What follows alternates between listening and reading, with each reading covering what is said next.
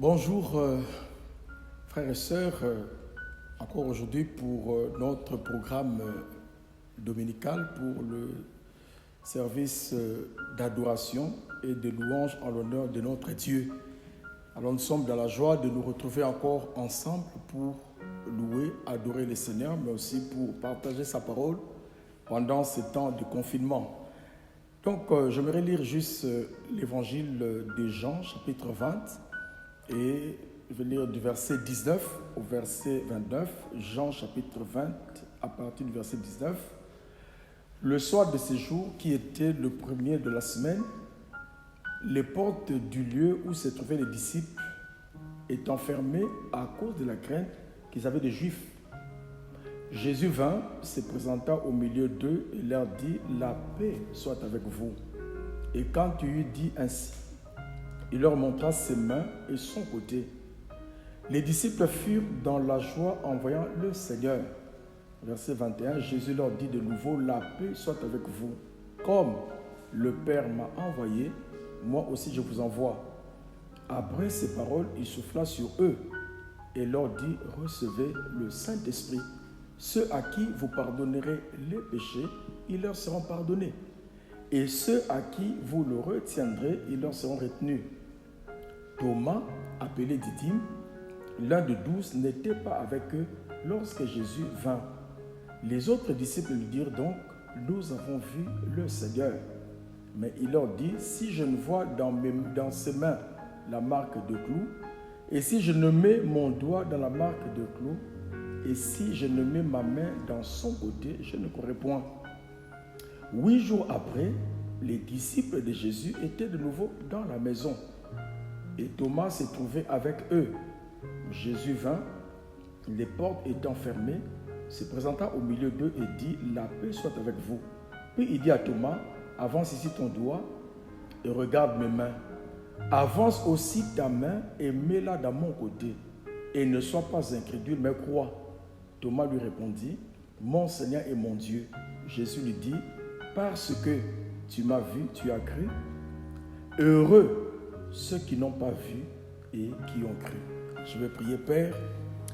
Merci de bénir ta parole, que le Saint-Esprit nous guide, qu'il apporte ta lumière pour que ceux qui ne connaissent pas Jésus reçoivent la lumière de ta parole pour le salut de leur âme, mais aussi que ceux qui te connaissent, Seigneur, soient fortifiés au travers de cette parole et que toute la gloire soit pour toi. Au nom de Jésus, nous avons prié. Amen. Donc, nous voulons parler une question de foi. Alors, parce que notre marche avec le Seigneur, Jésus-Christ, est une vie par la foi. Alors donc, ainsi, en prenant quelques versets et parlant de ces à propos concernant la foi, il est important pour nous parce que la Bible dit que celui qui s'approche de Dieu doit croire qu'il existe, qu'il est le rémunérateur de ceux qui le cherchent. Donc, nous ne voyons pas Dieu, mais nous devons mettre notre foi en action pour justement croire qu'il est là, notre foi pour recevoir de lui, pour vivre avec lui et avancer avec lui. Et dans ce texte que nous venons de lire, il s'agit des disciples du Seigneur Jésus qui étaient réunis juste le jour même où le Seigneur Jésus fut ressuscité d'entre les morts. Et on nous parle que Thomas, un des 12 apôtres, n'était pas là. Et les autres, bien sûr, les firent les rapports qu'ils ont vu le Seigneur Jésus-Christ ressuscité. Thomas n'a pas voulu croire. Alors donc, nous constatons que son absence à la rencontre de prière avec les autres, cela lui causa du tort. Il resta dans l'incrédulité et c'est cela que le Seigneur Jésus est venu pour corriger cela et aussi nous donner une leçon au travers de ce qui s'est passé. La première chose, parlons de la présence divine dans l'assemblée de prière. La présence divine ou la présence de Jésus dans l'assemblée de prière. Parce qu'au verset 19, il dit le soir de ce jour qui était le premier de la semaine, les portes du lieu où se trouvaient les disciples étaient fermées à cause de la crainte qu'ils avaient des Juifs. Jésus vint, se présenta au milieu d'eux et il dit, la paix soit avec vous. Il leur dit la paix soit avec vous. Donc, nous constatons, la première chose, c'est que quand nous parlons de la présence divine dans l'assemblée des disciples, on nous dit que Jésus, il est venu se présenter au milieu d'eux. Mais d'abord, on nous parle que le disciple avait la peur des Juifs. Alors, et à cause de cela, ils se retrouvaient là, dans cette pièce-là, ils étaient enfermés. Alors, je suis sûr et certain qu'ils parlaient de l'amour de Jésus. Et aussi, ils ont commencé à parler de ce qui commençait à circuler comme bruit parmi les disciples, que Jésus était ressuscité d'entre les morts, qu'effectivement, il est apparu à Marie de Magdala. Donc, mais probablement aussi, ils étaient en train de prier Dieu au sujet de tout ce qui s'est passé. Et voici que la Bible dit que Jésus vint au milieu d'eux. Donc là, nous voyons le Seigneur qui confirme sa promesse. Il a promis dans Matthieu 18, verset 20, il dit que là où 2 ou 3 sont assemblés en mon nom, je suis au milieu d'eux. Donc le Seigneur vient confirmer cette parole-là pour les encourager, à leur montrer que ce qu'il a promis est vrai. Ce qu'il promet, il le réalise.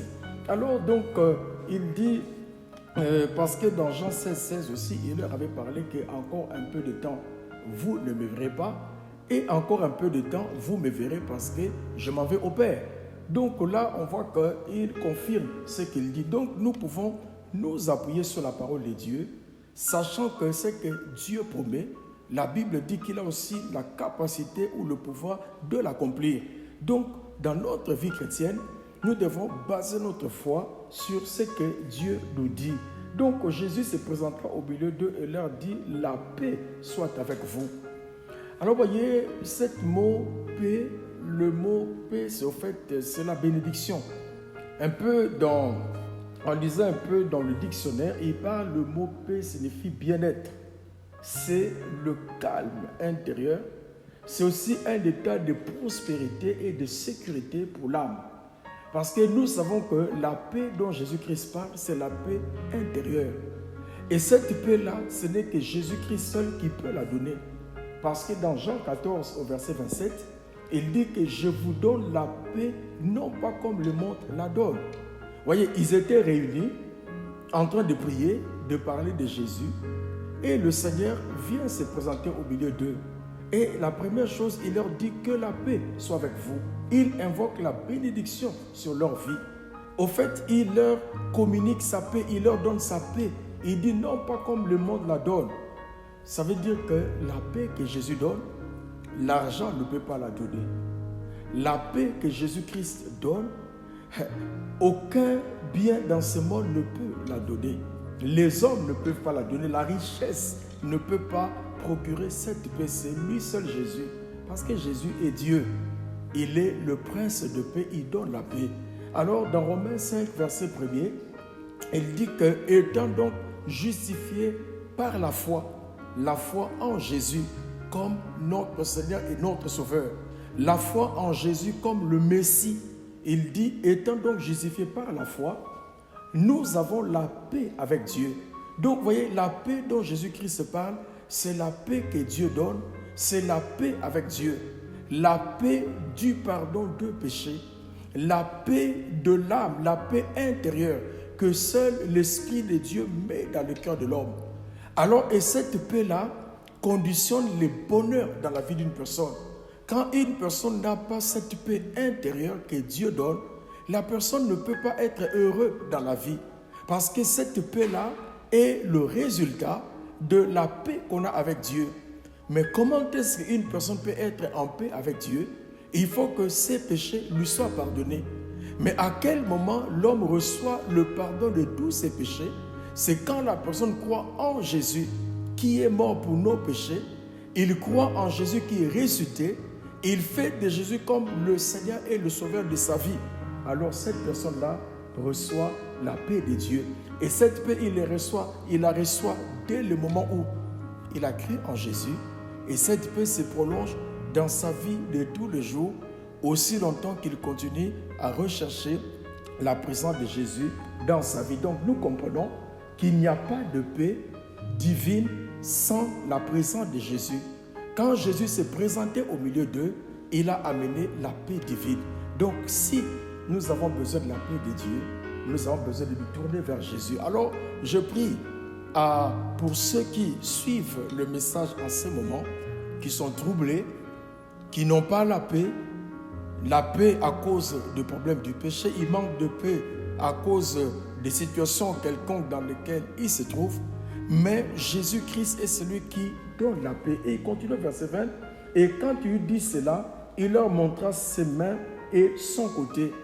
Donc là, pour prouver que le même qu'on a crucifié, c'est celui-là qui est ressuscité, parce que Jésus-Christ est le Messie, il est le sauveur du monde. Il est venu, lui, il a pris notre place sur la croix. Il est mort sur la croix pour le péché de l'humanité tout entière. Mais il n'est pas resté mort. 3 jours après, il est ressuscité parce qu'il est Dieu. Il est le Seigneur, il est le Sauveur. Et nous avons besoin de croire en lui. Il leur montra le marque, le signe, pour qu'on sache que c'est bien lui qui était mort et qui est revenu à la vie. Et nous savons dans Apocalypse, au chapitre 1er, il dit que voici, j'étais mort, je suis revenu à la vie, je tiens les clés de mort et de séjour de mort. Parce que Jésus, il est ressuscité. Voilà l'espoir, notre espérance est en Jésus. Au verset 28, je continue, les disciples furent dans la joie en voyant le Seigneur. Ils furent dans la joie en voyant le Seigneur. Donc nous voyons que là où le peuple de Dieu se rassemble, Jésus-Christ vient au milieu d'eux. Et quand Jésus vient, il amène la paix dans la vie de ceux qui se rassemblent pour glorifier Jésus. Il amène la paix, il leur donne la paix. La paix là, c'est une bénédiction. Mais maintenant, cette paix du cœur, la paix du pardon des péchés, la paix qui calme notre esprit par rapport aux troubles que peuvent qui peuvent être causés à cause de problèmes autour de nous, Jésus amène la paix au milieu de difficultés, au milieu de tribulations. Maintenant, cette paix-là amène automatiquement la joie, parce que les disciples furent dans la joie en voyant le Seigneur. Donc, nous voyons que si nous voulons avoir une vie heureuse, il faut que notre cœur puisse se tourner vers Jésus. Il faut que nous laissons Jésus dans notre vie, dans notre cœur. Et Jésus, dans notre cœur, il donne la paix. Et cette paix produit la joie. Et dans Néhémie chapitre 8, verset 10, il dit « Ne vous affligez point, car la joie du Seigneur sera votre force. » Donc, quand nous avons la paix là amène nécessairement la joie. Et cette joie-là, c'est ça qui sera notre force. Donc, au verset 21, Jésus leur dit de nouveau « La paix soit avec vous, comme le Père m'a envoyé, moi aussi je vous envoie. » Donc, nous voyons qu'il insiste, il répand la paix pour dire que maintenant je vous donne la paix, vous devez aller dans le monde.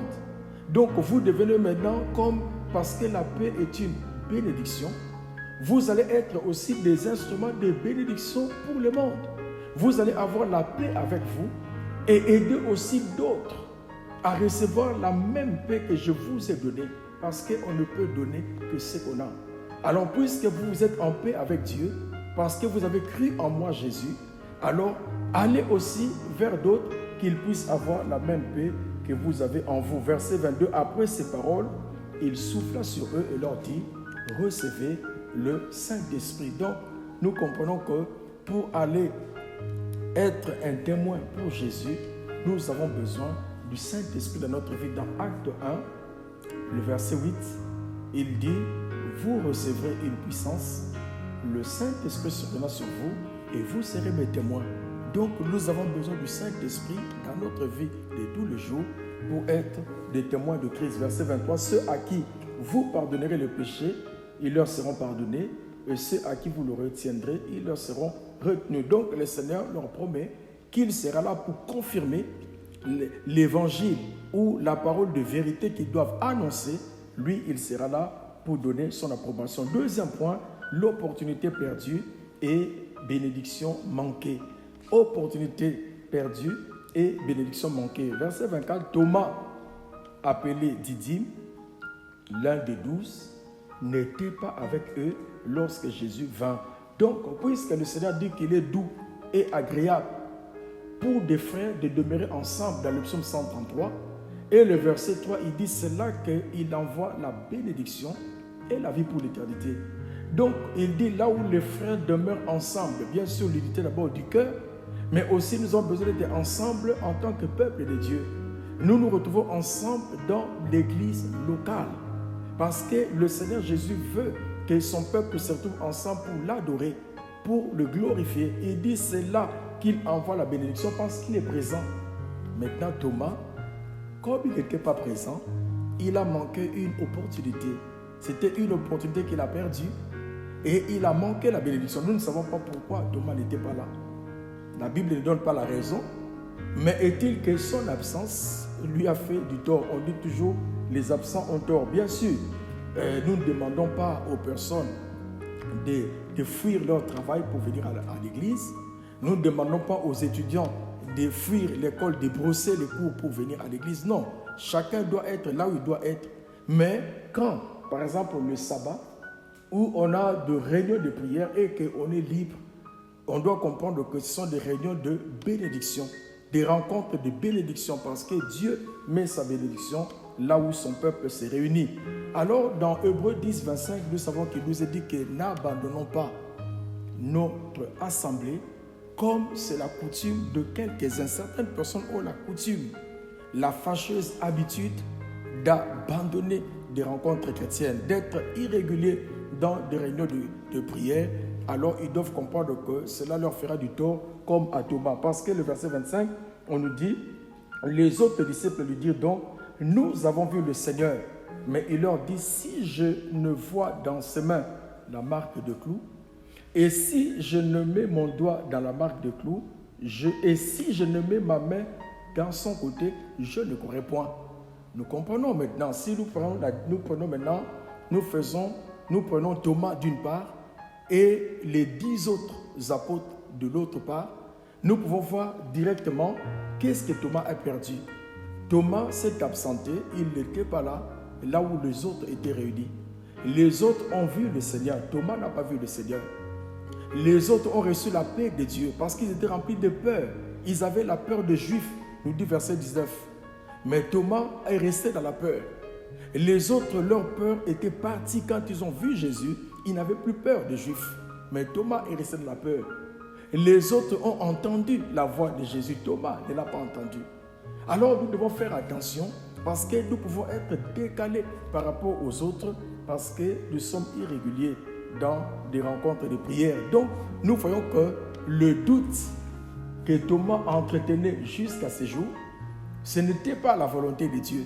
C'est parce que soit peut-être à une négligence ou peut-être une autre occupation, je ne sais pas, mais en tout cas, les autres étaient déjà parvenus dans la foi, dans la confiance en Jésus, parce qu'ils l'ont vu ressusciter, mais Thomas était encore dans le doute. C'est pour cela que nous parlons une question de foi.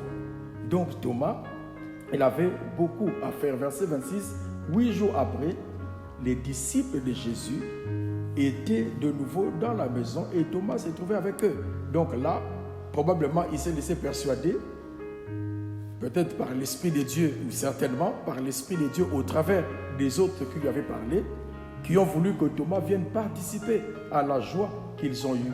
Et on nous dit que, verset 26, Jésus vint, les portes étant fermées, se présenta au milieu d'eux et dit, la paix soit avec vous. Donc, vous voyez, Thomas a eu, je le disais l'autre jour, 8 jours de retard par rapport aux autres. Parce que Jésus est apparu aux autres le dimanche. Et maintenant, la prochaine rencontre, ils l'ont eu 8 jours après. Et Thomas devrait attendre 8 jours après par rapport aux autres pour que le Seigneur puisse encore apparaître à cette rencontre de prière. Donc, il avait un décalage de 8 jours par rapport aux autres. Il avait un retard de 8 jours de bénédiction par rapport aux autres. Il avait un retard de 8 jours par rapport aux autres. Les autres ont vu le Seigneur ressusciter. Alors, voilà, Dieu est miséricordieux. Il se rassemble et il vient là. Donc, nous comprenons qu'à chaque fois que le peuple, ils se sont rassemblés 8 jours avant, Jésus était présent. 8 jours après, Jésus est encore venu présent. Donc, c'est pour montrer qu'à chaque fois que le peuple de Dieu se rassemble, Jésus vient toujours au milieu d'eux. Tout dépend de nous. Quand nous nous rassemblons pour le glorifier, il est là. La jeunesse se rassemble pour le glorifier, Jésus vient. les hommes se rassemblent pour le glorifier, Jésus vint. Les dames, peu importe si c'est pour glorifier Jésus, il est au milieu de verset 27. Puis il dit à Thomas, avance ici ton doigt et regarde mes mains. Avance aussi ta main et mets-la dans mon côté et ne sois pas incrédule, mais crois. Voyons que le Seigneur répète les mêmes paroles de doute que Thomas disait aux autres. Il a dit exactement que si je ne fais pas ces choses, je ne vais jamais croire. Et le Seigneur a entendu. Le Seigneur lui dit, viens. Exactement ce que tu avais dit, je te le permets, viens le faire. Alors Thomas fut touché. Il a compris que Jésus n'était pas physiquement avec eux. Mais comment le Seigneur répète exactement les mêmes paroles? Alors Thomas dit, mon Seigneur.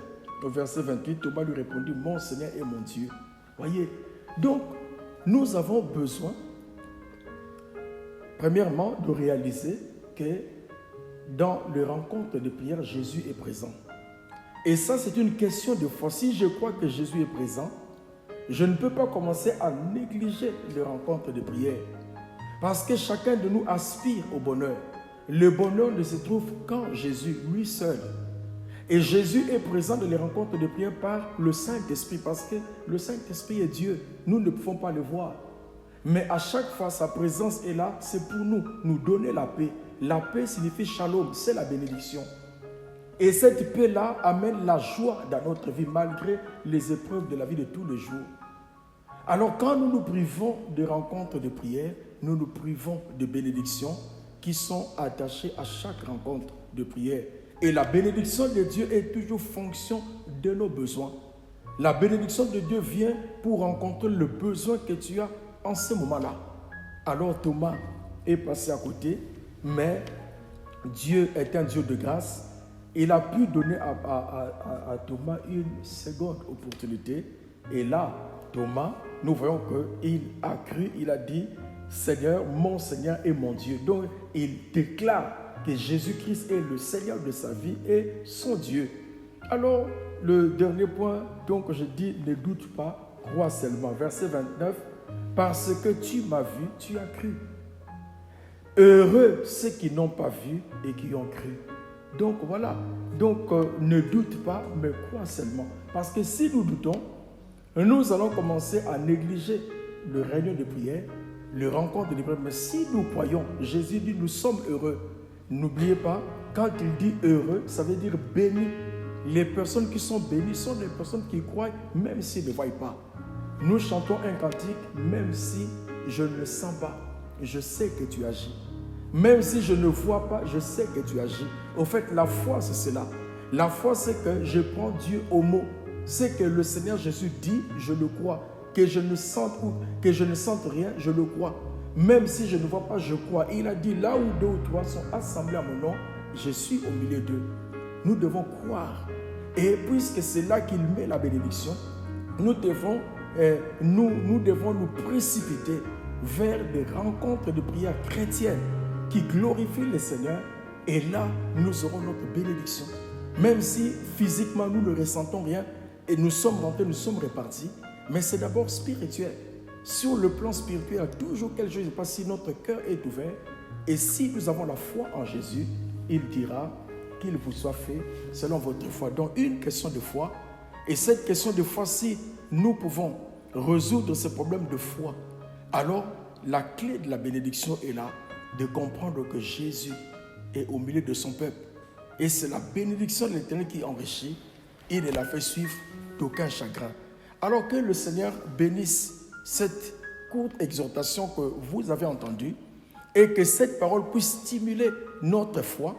Pour ceux qui ne croient pas en Jésus, il faut savoir que personne n'est sauvé sans Jésus. Il n'y a pas de salut en dehors de lui. Il faut croire en lui. Quand celui qui croit en Jésus, le Seigneur Jésus vient dans son cœur par le Saint-Esprit. Alors votre vie, vous devenez une nouvelle créature, vous devenez enfant de Dieu. Et maintenant, vous avez besoin de vous rassembler là où les enfants de Dieu, le chrétien, se rassemblent. Jésus sera présent. C'est important de prier seul à la maison.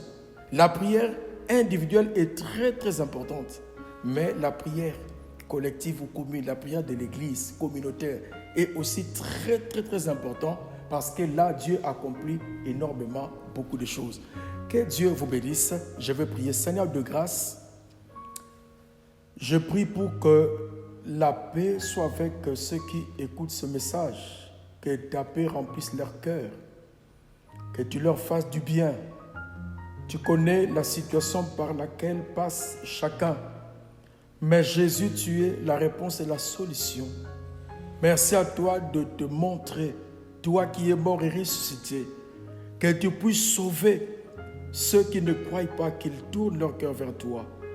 Que ton peuple qui est dans des épreuves, dans des luttes, dans n'importe quelle situation, que le Saint-Esprit puisse leur amener la paix, comme tu as amené la paix aux disciples. Nous rendons toute la gloire à ton nom. Au nom de Jésus, nous avons prié. Amen. Amen. Amen. Dieu vous bénisse.